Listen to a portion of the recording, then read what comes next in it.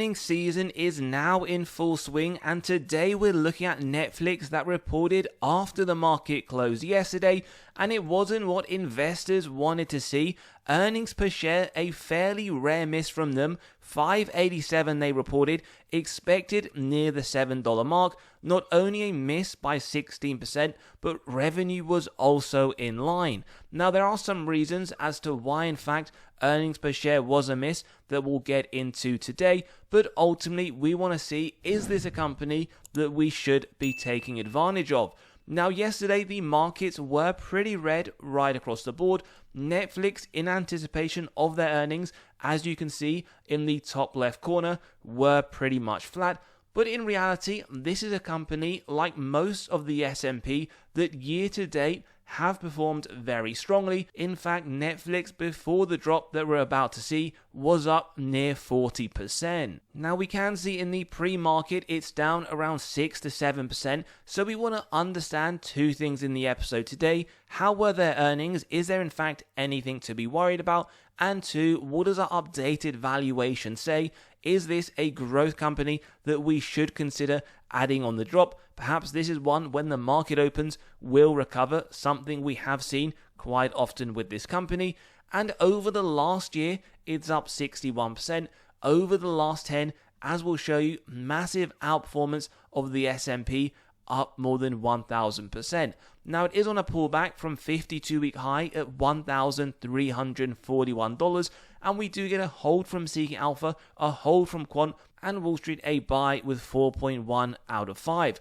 Also worth flagging, valuation we'll get onto shortly, but on a forward P, in isolation, doesn't look cheap at all, sitting just above 47. But the main thing we want to understand is, why did the share price drop? What were their earnings? And answering that, in fact, Q3 revenue was up 17% year on year. Every single segment, we can note, double digit. The largest driver of that revenue growth, although one of the smallest, was in fact Asia Pacific. And we notice, not something we like. Remember, high quality companies not only increase their revenue, which majority of companies can do, but efficiencies, improvements to their margin. Well, for Netflix, this quarter, gross profit, operating profit, and net profit were all down 1 to 2 percentage points. Not the largest drop, but something worth flagging. And we can see in the last 4 quarters, this was the first one they missed, so a 75% track record. Yet, over the next 4, we'll come to talk about their guidance moving forwards, but they're projecting strong double-digit growth. And ultimately, if you have faith they will hit their EPS target, well, the forward P into next year does look to drop to 38.4. And whilst we saw every segment by geography up double digit in this latest quarter, this also holds true when we backdate to 2019. Every single one is up double digit, and interestingly, not just in this quarter, but also back to 2019, Asia Pacific is where the largest growth is coming from, up 23% every single year on average. And margins, as we highlighted, very important. When we do look back to the last 10 years, we actually see very strong increases, 5% in 2015, projected for the full year to sit at 30, which, yes, massive growth, but also they're improving pretty much every single year, which is definitely an underrated thing to note from high quality companies, because not every single company can in fact show efficiencies. And that's also reflected when we look at their gross as well as their operating margin. Over the last few years, gross margin up 10 percentage points, and we notice their operating margin up in fact 12. So definitely something we like from any company we're considering, but again, we'll just flag it has dropped at least on the operating margin side in the previous quarter by 1 percentage point. And data from just the last few months highlighting that Netflix hold the largest number of paid subscribers in the US by quite some distance as well, 67.1 million. Second place we have Hulu, and third place Disney Plus at 36.5. Really highlighting the strength that Netflix has with their customers, as well as the things they have to offer on their platform. And something worth pointing out in terms of streaming in percentage of US TV time, yes, Netflix from over the last few years has been increasing from 7.8% to now 8.3%. It is in fact the second largest, sitting right there behind YouTube, but what we are noticing is over the last few months it has started to slightly decrease. Again, nothing major, but something great to see in terms of the data available. And then we move on to the main reason why in fact they missed their earnings. It was due to a tax dispute in Brazil, and we can see it was an unexpected expense as well, not something they knew about for quite some time. And it was good to see that they've increased their forecast for the next quarter, which is slightly above Wall Street projections, which you may see as a bit of a win. There was this unexpected expense that they had to take a hit.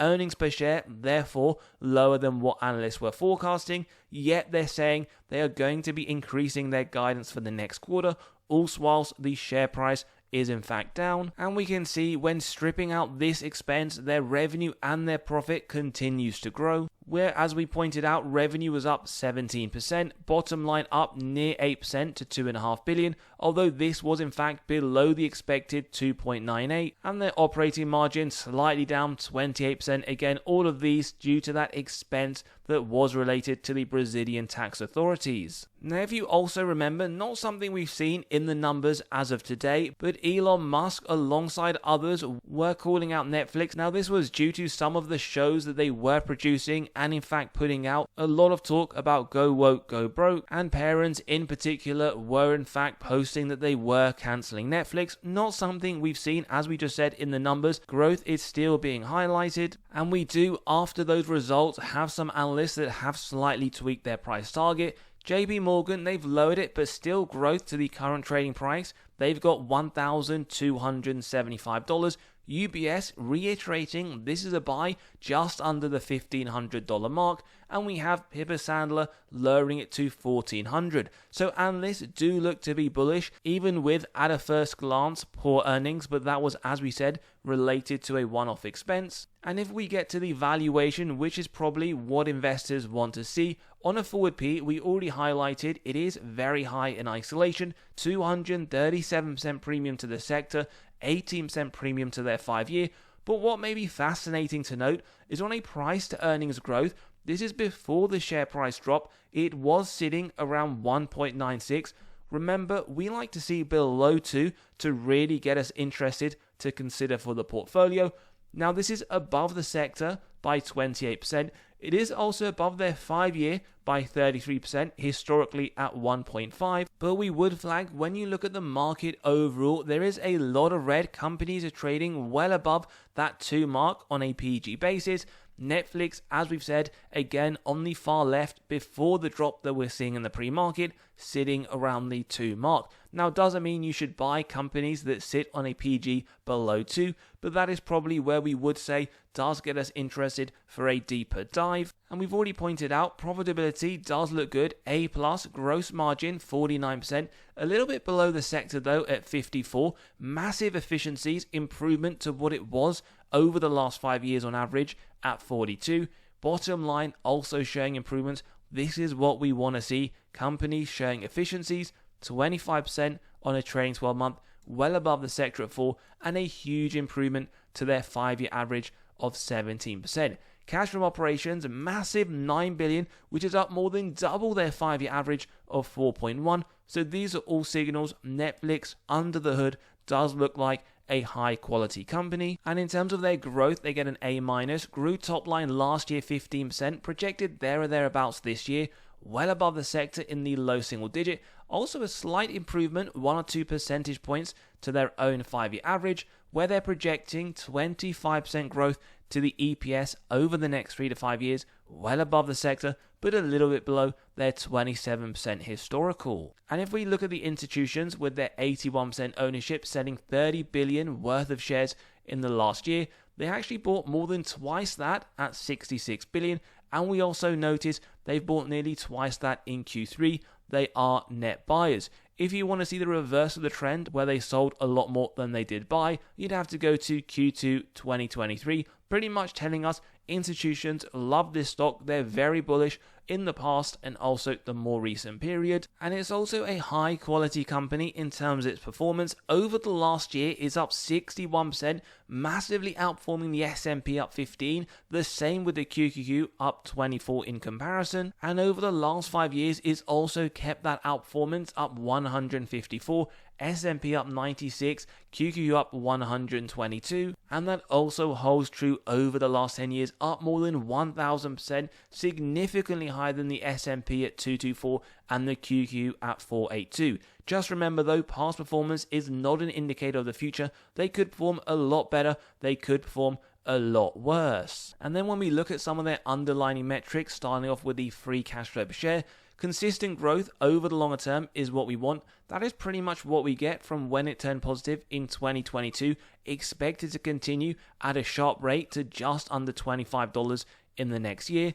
Sales growth, well, majority of the last 10 years, we do notice double-digit increases, 16 in 2024. Again, as we highlighted earlier, expected to continue into next year. Shares outstanding, interestingly, they've done some share buybacks. Remember, this is what we like to see, companies returning excess cash to investor pockets, especially those that don't pay a dividend.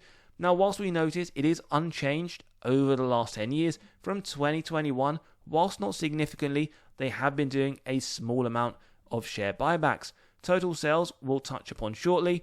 ROIC, one of our favorite metrics, 10% or more, give us faith Mandarin are able to effectively allocate their capital, not only increasing, but now sitting at 23 on a trailing 12 month.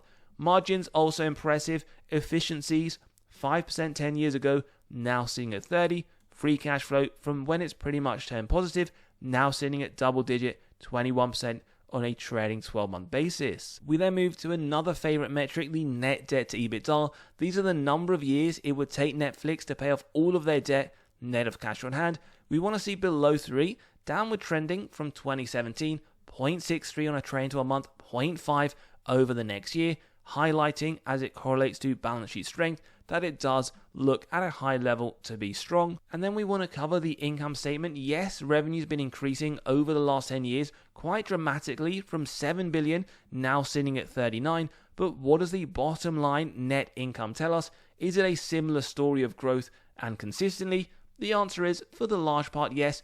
123 million 10 years ago, now sitting at 8.7 billion, expected to continue the strong run as highlighted on the trailing 12 month at 10.2 billion. The other thing is a quick health check, total cash versus total debt, 2.3 billion 10 years ago, now sitting at 8.4. But as always, one number here in isolation will not tell us anything, so we compare it to their total debt numerically and directionally, which has also been increasing, as we can see, 2 billion 10 years ago, now sitting at 17 billion, which is why the net debt to EBITDA wasn't at 0, but is on its way coming down, and for the time being, does look good, but again, something to keep in mind. And before we get to our valuation, just to let you know, we have released our latest free weekly article. We drop one every single Monday morning to your inbox completely for free, covering severely undervalued stocks, as well as what's gone in the market over the last few days. So click below, you can sign up and read straight away, where you'll be able to gain access to severely undervalued stocks for the month of October. Lots of information for each one, the upside that Wall Street themselves see over the next year. And on top of that, you can grab a spreadsheet of stocks that Wall Street themselves believe have the most upside in the S&P right now. So click below, you can sign up and read straight away. Now, our intrinsic price comes to $828, derived from the discounted cash flow model, and we'll just explain we have a growth rate of 15% moving forwards, although you will note for 2025 we've used the estimated analyst expectation of 9 billion, and more importantly, on a reverse DCF, 20.4% is currently baked in. Now, this will already tell you at a high level whether you see this as over or undervalued. If you believe this growth is too low, then potentially undervalued. Vice versa, if you believe this is too high, then overvaluation.